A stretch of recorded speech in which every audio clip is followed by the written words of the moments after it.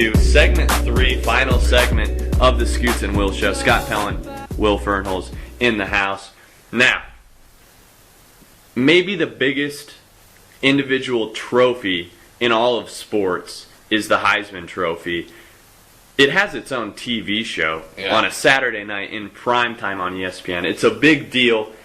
The greatest player in college football each year wins the Heisman Trophy. Well, arguable.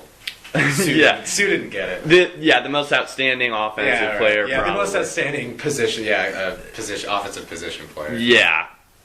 Sue was pretty damn offensive last year, if you ask me. But anyway, regardless, Will, who do you like?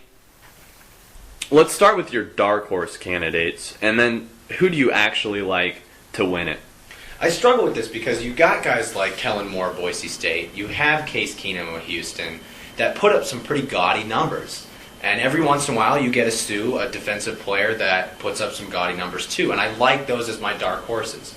I would consider them my dark horses, but I have no faith that they could actually get the trophy. Kellen Moore will probably have a great season, and his numbers will look Heisman Trophy worthy. But his opponents are not up to snuff, and that's the thing that keeps those types of players back. I'm going to go with the easy one. I think Ingram is going to come back from his injury. He's going to pick up where he left off last season. Pryor is going to give him a run for his money, but Ingram gets it done. And we see our first back-to-back Heisman Trophy winner. Wow. Since the big man. Who even was it? I don't know. I can't remember. Griffin something? Who cares? It was like 45 years ago. That's my point. Whoever it is. Archie Griffin? That could be. I think that might be it. I hope I'm Ohio right. State running back. Yeah. Whoever it is, if he listens to this show, our asses are grass. We're busted, man. So you like Ingram to win it? Yeah. So do you agree? What do you think? I'll start with the dark horses, and I think Kellen Moore, you mentioned, is a dark horse. I don't consider him a dark horse. I consider him a guy that has a great chance to win it. My thing with Heisman Trophy winners is they don't only have to be outstanding players, they have to be on teams that are national title contenders. Absolutely. I think that Boise State is undoubtedly a national title contender this year. Last year, Kellen Moore threw 39 touchdowns and 3 interceptions. That's an unbelievable year, and I think if he does that while leading his team to a national title game or another undefeated season, however it works out, I think you got to put him up there. Pryor's up there too. He's the leader on the number 2 team in the country preseason without a doubt. And Ingram he's the returning champion. So you got to like him. Other dark horses, I think you have to say Taylor Martinez at Nebraska without a doubt. Are you kidding me? I thought you were going to take that seriously. I don't know, man. I'm hearing a lot of rumors on message boards that he's awesome. Yeah. So, can't we throw him up there? In all seriousness, you've got a guy like John Clay, who I mentioned earlier in the show, Wisconsin running back, Noah Devine, a West Virginia stud. A great career. After it's all said and done, though, I think DeMarco Murray, the Oklahoma running back, is the guy that takes the step forward this year, leads his team to a national title game, and also takes a step forward individually as a player. A guy that's been injury-plagued. He's a 5-star recruit coming out of high school. Now it's his senior year. It's put up or shut up time for DeMarco Murray. He puts up the stats, leads his team to a national title game, and wins the Heisman Trophy in the process. Real quick take before we move to our KU talk, which I know is going to excite most of our listeners.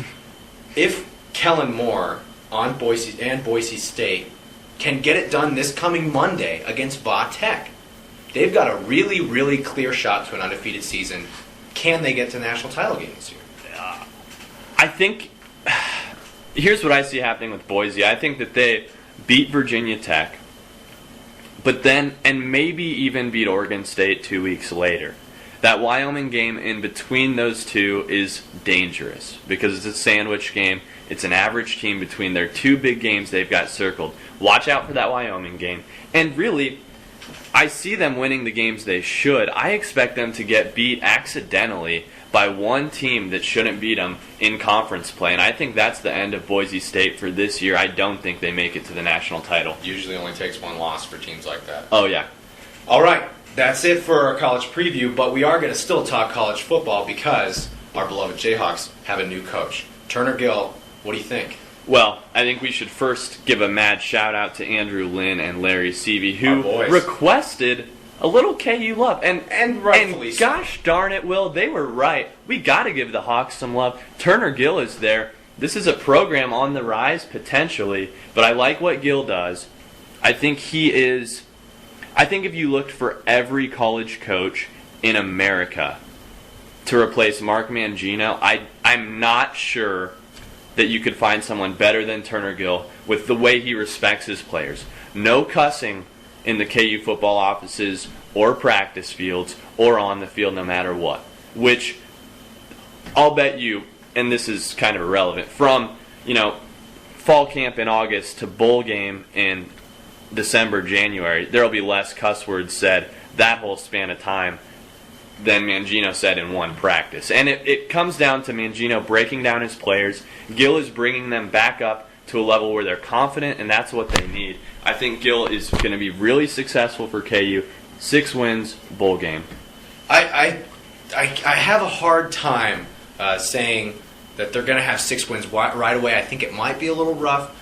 I don't think that's a crazy thing to say. They could definitely get to a bowl game this year. He reminds me when hearing that he doesn't cuss a lot and he's very, very nice, very respectful of his players. It reminds you a little bit of the Tony Dungy philosophy, which is so polar opposite of what we hear from Mark Mangino. Now, is it going to work in the future? You say 6 wins bowl game this year. Are they going to progress next year and into the future? Well, that's the thing is you can't baby your players if they're not performing. It comes to a point where you have to develop the talent and get the talent in there in the first place. That's the big question, and I don't have an answer right now for how well Turner Gill is going to do 5 years from now, but I think he's going to get momentum going in the right direction. My basis for the bowl game this year is that this is a team that's only 3 years removed from winning the Orange Bowl. A team that last year was picked as co-favorites to win the Big 12 North. The talent is there. I think Gill, mixed with that talent, brings success to KU. Who's going to replace the seniors, though? You've got Desmond Briscoe, you've got Todd Reesing, and you've got, the tight end, who am I forgetting? Kerry Meyer is a wide receiver. Yeah. Kerry Meyer, wide receiver, I guess. He's tight end at the Atlanta Falcons, right? Yeah. But are there pieces to replace them? Well, Cale Pitt comes in and replaces Todd Reesing, and I don't think that it's going to be a challenge for him to play at least where Reesing was last year. Reesing was not a good quarterback last year, no doubt about it. On the perimeter, trying to replace Briscoe and Kerry Meyer, you've got Jonathan Wilson, who's been there forever, solid player. And then you've got Bradley McDougald, a sophomore that originally committed to Ohio State. So I think the talent's there on offense. And defensively, we'll see what happens with Tobin O'Pura moving over to linebacker. Absolutely. KU is looking to have a better season, obviously, than last season, looking to move past what happened with Mangino and his legacy, although he did bring a lot of success to the program. Obviously, their first Orange Bowl victory and a BCS title, not a BCS national title, but a BCS game that they won just three seasons ago.